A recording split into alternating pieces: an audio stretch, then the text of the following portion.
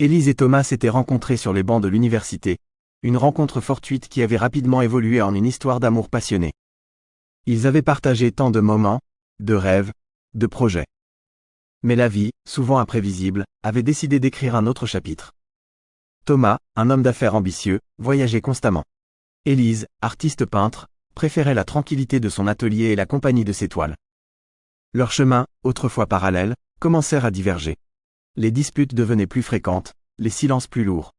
Un soir, lors d'un dîner particulièrement tendu, Élise déposa sa fourchette. « Je crois que nous avons besoin de temps l'un pour l'autre, Thomas. » Les mots sortirent de sa bouche comme un souffle glacial. Thomas, le regard vide, acquiesça. Les semaines passèrent, longues et douloureuses. Élise se réfugia dans sa peinture, essayant de donner vie à ses émotions tourmentées. Thomas, lui, se noya dans le travail, espérant que le temps effacerait la douleur.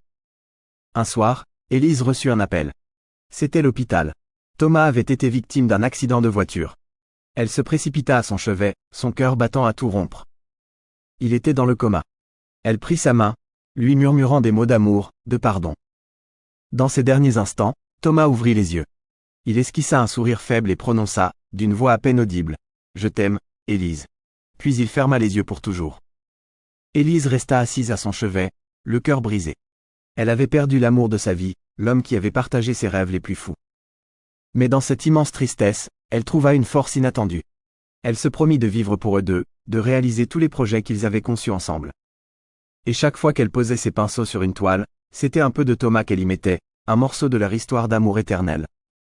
Voulez-vous que je vous raconte une autre histoire, peut-être avec une fin différente ?